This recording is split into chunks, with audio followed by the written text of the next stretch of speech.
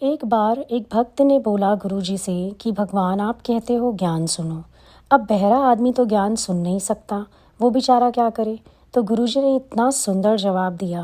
बोले अगर वो ज्ञान नहीं सुन सकता तो उसने अज्ञान भी तो नहीं सुना है। ज़रूरत ही नहीं उसे ज्ञान सुनने की। जहाँ अज्ञान है वहीं ज्ञान की ज़रूरत है। जब अगला अज्ञान ही नहीं सुनता तो ज्ञान ना भी सुने तो क्या फ़र्क पड़ता है। अब अंधा गूंगा बहरा सब प्रेमी को ही तो कहते हैं। क्यों कहते हैं? आँख होते हुए भी आँख बंद कर लो, कान होते हुए भी बहरे बन जाओ और ज़ुबान होते हुए भी गूंगे बन जाओ। किस लिए? क्योंकि आँख देखती है और ऐसा देखती है जैसे कैमरे के लेंस से देखा जाता है, पर क्लिक करने के सिवाय तो फ़ोटो अब है ही नहीं। अब आप अनुभव करो, आँख देखती है लेकिन भीतर कुछ उतरता ही नहीं। देख रही है आँख और 2 मिनट बाद याद करना पड़ जाए कि क्या देखा था तो कुछ याद नहीं होता। सुन ली बात किसी की और उसके बाद दिमाग लगाना पड़े ना कि क्या बताया था सामने वाले ने तो कुछ भी याद नहीं होता। बात कर दो तुम और 2 मिनट बाद सोचना पड़े कि क्या बोला हमने, तो अपने आप को याद नहीं होता अंदर। कितनी अच्छी स्थिति है ये। अजीब भी है, अच्छी भी है, बहुत अच्छी है। साथ के साथ साथ जगत की विस्मृति भी है। कैसे विस्मृति है? क्योंकि जो कर रहे हैं वृत्ति नहीं है, उसमें सद्बुद्धि नहीं है। शरीर का व्यवहार चल रहा है, इसी से चल रहा है, लेकिन व्यवहार ही तो है। पहले करते थे कर्म, अब मात्र क्रिया है। क्रिया मात्र है, कर्म वाली तो भावना ही खत्म हो गई है। क्रिया है, ठीक है, होती रहती है। अब आप ये देखो कि ये जो अंदर सूक्ष्म मन में सर्व चिंतन थे, बातें थी, वो गुरु की कृपा से सब विलीन हो गई। वो शांत हो गए। अभी कहीं चले जाओ, आप कुछ उठा के नहीं लाते। और पहले कितनी बीमारी थी, जहाँ गए वहाँ से कितना कचरा उठा के लाते थे। आ गया कोई हमारे पास ही, कितना उसके प्रति बातें, ख्याल, संकल्प, विकल्प, पता नहीं क्या क्या होता था। और अब देखो भीतर कुछ है ही नहीं। 4 दिन किसी के पास रह जाओ, आपके पास 4 बातें भी नहीं होंगी सोचने के लिए, उसको कहने के लिए, निंदन करने के लिए या चर्चा करने के लिए। Complete silence. स्लेट एकदम साफ हो गई है, कुछ है ही नहीं। बैठे भी रहो ना भी बैठे रहो, अंतर एक न दो।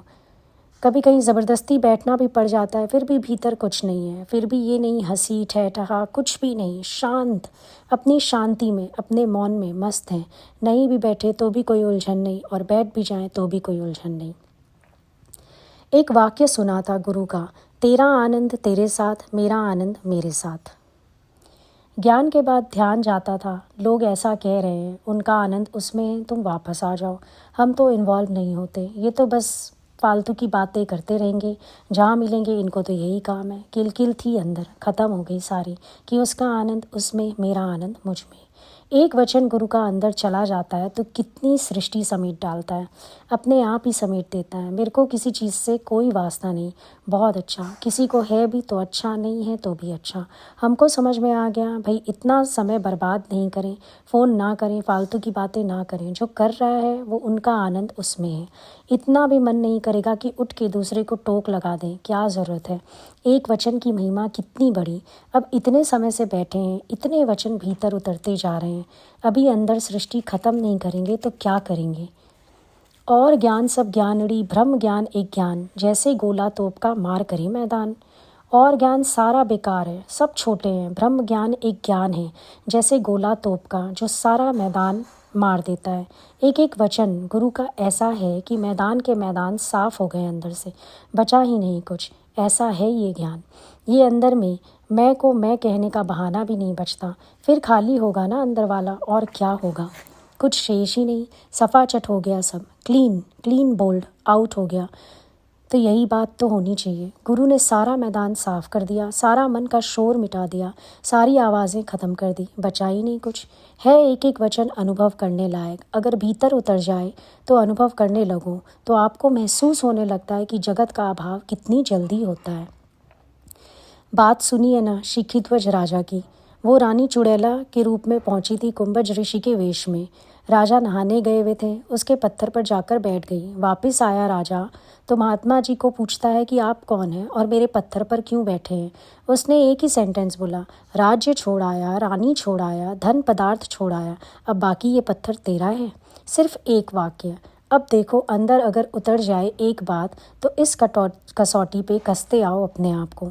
आखिर में अपनी मैं भी नहीं बचती। कसते आओ अपने आप को, विचार करो। मान तेरा, इज्जत तेरी, पदार्थ तेरे, ज़रूरतें तेरी। एक वचन अगर उतर जाए खाली अंदर, जिसके अंदर गुरु का वचन उतर जाए और अभ्यास चल जाए, एक एक वचन तो ताड़ने वाले हैं। अभी आज उंगली रख के दिखाओ किसी भी चीज़ पे, हाथ रख के दिखाओ किसी भी चीज़ पे। अपने ही घर में तुम तेरी मेरी नहीं करते हो, ये मेरा कमरा, ये मेरी चीज़। तो एक एक वचन गुरु का ऐसा है, अगर समझ में आए, अंदर उतरे, तो जगत का सफाया हो जाता है, बड़े आराम से होता है। इतने मिसाल हैं, इतनी बातें हैं। अगर भीतर उतर जाए एक एक वचन, नॉन पोजेशन होने में कितनी देर लगेगी। ये जो सारा दिन मन इच्छाएं, ज़रूरतें बना के बैठा रहता है, कितनी देर लगे इस एंगल से अगर तुम सोचो तो। तुम्हें लगता है हमें बहुत जीना है, कल के लिए जीना है, परसों के लिए जीना है, पूरे साल के लिए चाहिए, उसके लिए चाहिए, इसके लिए चाहिए। विचार ही तो होते होंगे ना मन में, इसीलिए शोर उठता है। अब जितना अभ्यास किसी का गहरा होता जाएगा, उसके भीतर भीतर मन का शोर ख़त्म होता जाएगा। तो हमें अभ्यास बहुत गहरा चाहिए।